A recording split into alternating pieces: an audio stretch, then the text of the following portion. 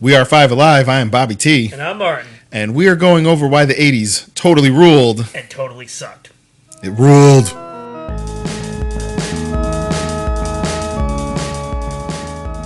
We are going into 1981 on why it ruled. I was 2 years old. I was one. I was born in December of 1980, so I was very, very young in 1981. I was just barely able to do breathing. Yeah, breathing. So everything we do is in absolute retrospect. Exactly. All right, so once again, these are opinions of two fat men. So really, and if you agree or disagree, comment down on the bottom here let us know what's up, and we will take that all into account, and we will debate you later on. Exactly. We are master debaters, the masteriest master debaters. All right, so as in with the way that we did our 1980s one, we'll start with music. Okay. So for music, there was a couple really great things that happened. You seem to think you have a Trump card, but I feel like I have a Trump to Trump. That's fine. Trump it up. It's going to be huge. Go ahead. All right, so looking at the top 10 of the year, there's a few stinkers where I look at them and I go, okay, whatever. So like we've got Diary of a Madman by Ozzy Osbourne. Good album, but truth is, I really wasn't into Ozzy at that time. I like Black Sabbath more than I like. Okay. Billy Squier, Journey's Escape came out that year, was the number one album of that year. It's a good album, but I think the true pieces are The Police's Ghost in the Machine. Yeah, I saw that. It has every little thing she does is magic, synchronous. Okay, so as soon as I saw that, I'm like, I have no argument. Well, how do you beat that? Exactly. So there can be some bad stuff like Olivia Newton John and our Vanilla Ices that will be coming later on. But I don't know, man. Ghost in the Machine by The Police might be one of my favorite albums. It's really good. Okay. So let me hear your just a couple quick singles that came out this year. Betty Davis Eyes was the number one song of the year. Yeah. Oh, my God. Yeah. Oh, Jesus. Okay. Morning Train. That's a real terrible one. Stinkers there. Right. Arthur's Theme by Christopher Cross. Okay, so there was some really weird stuff that goes on back then. And actually, it's kind of funny. I have a few vinyl records that are like this. And I know they were the things that came up on TV where it was like all of your favorite record or all of your favorite artists on two records. Yes. And it would just scroll through like, you're sitting on the dock of the bay and sitting on the dock of the bay and sitting on the dock of the bay. So, I have a few of those, and they're pretty funny because there would be the theme to Arthur, the theme to MASH, and you go, this can't be popular. And then you look at the Billboard chart and you go, oh my God, people were buying the theme to MASH. Yeah. So I have records full of this weird shit. But so what is your trump card? Your ultimate trump card, or was The Police at it? No, it's Rush's Moving Pictures. So with that, I have my ultimate trump card. Phil Collins. Okay, I'm not going to... Look, Phil Collins isn't great, but he is not worse than Rush is amazing. Right. So if Phil Collins in any of his infinite terribleness could somehow beat out Tom Sawyer and Limelight, I'd really like to see him do it because that's some pretty awesome stuff. So music-wise, I think 81 was a good year. Yeah, you got it. So, all right, next up, we're going to move on to movies. And I got a couple really good ones here, too. So this is going to be interesting. This was the year we got Friday the 13th Part 2, so we will not care about that really for the most part. That goes in my book. One of my favorite comedies of all time, History of the World Part 1. It's a good movie. Came out this year, and that could be one of the funniest. I love when Gregory Hines asks for rolling papyrus because he finds Wacky Wheatus, and he rolls this giant joint, and that's what like throws off the army, and they go like... So really, really funny stuff. So that would be one of my favorite comedies of that year.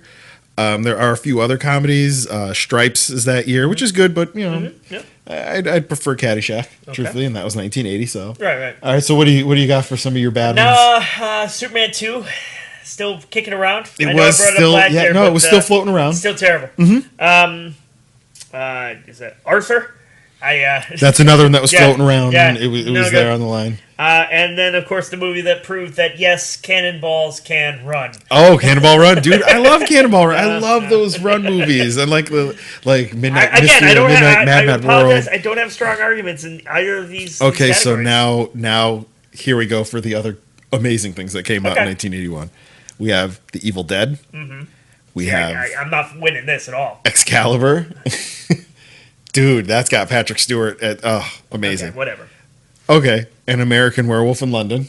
Again, I'm not. Which might be one of the coolest practical effects movies I think I've ever seen.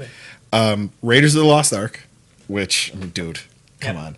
And then what I think is the ultimate for this year, and just my love of all things, is Escape from New York. Yeah. I saw that too.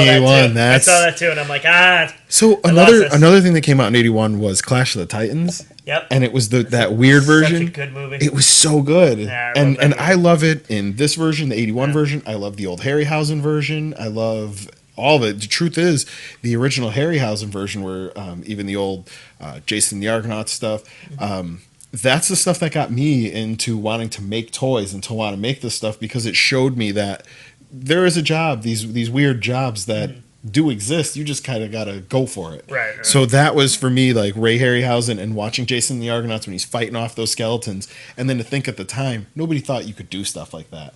And this guy was like integrating these really awesome miniatures, fighting a real human. And it looked kind of real for the time. No, I love those. So 81 was a good year for movies, man. I wasn't going to win this one, and I knew it, so I just started writing down good things that I saw. Okay. Danger Mouse debuted. Oh, nice. I love Danger Mouse. Such a Donkey cool... Kong debuted. All right. I like it. Ric Flair wins his first NWA title. Yes. Okay, so you skipped ahead on that. That is September 17th of 1981. He beats Dusty Rhodes of all people. Yep. And I do love the story that it's been coming up a lot lately about how Flair just didn't know how to get over. Yep. And he went to Rhodes and said, "Can I be Ramblin' Ricky Rhodes?" And Dusty was like, "Dude, get out of here." Yeah. Like, no, it's not going to happen. Beat Go it. away, son. Yeah, just beat it. Put an egg in your shoe and beat it. Yeah. So, also, going back to the music thing, 81 was also the year Metallica formed. So we have another just really big thing that kind of happened that year. For a few years. 12 years, 13 years. Yeah, hey, they had their time. They had their time. And now, not to say that everything good happened in 1981. There were some births that were not good. Eli Manning was born.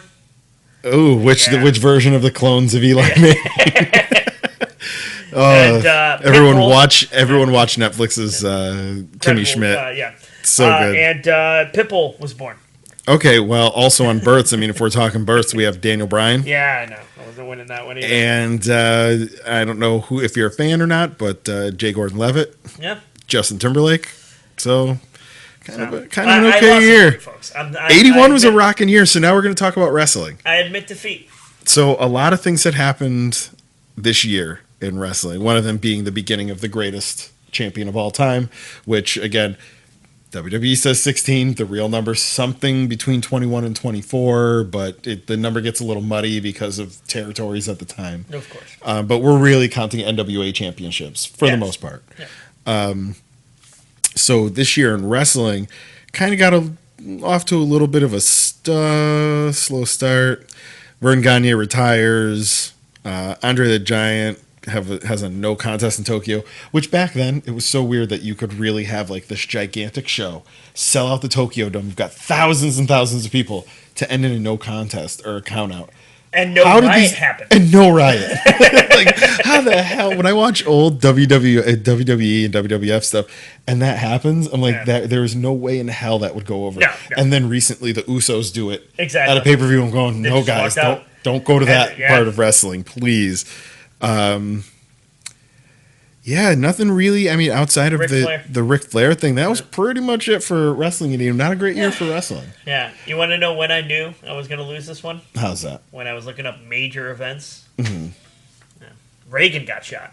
That was a great thing. Yeah, so that was pretty much not a good year. So, all right, that said, we are 5Alive, and we're going to be doing 1982 next. I feel confident. All right. 1-1. It is 1-1. 80 was definitely not a good year. There was a few good things, but 81 was definitely good. Yeah. I mean, outside of 81, what do we say? It had Empire. Yeah. 80 didn't have pretty much it. Yeah. All right. So make sure you like, share, subscribe. Let us know how you feel in the comments below. And I'm pretty sure everyone's going to disagree with most of what we just had to say. Obviously. And hit us up at 5Alive VP on the Twitter, Instagram, and Facebook. And remember, folks, Phil Collins is a terrible person. And you'll be in my heart. Oh, wait, that was way later.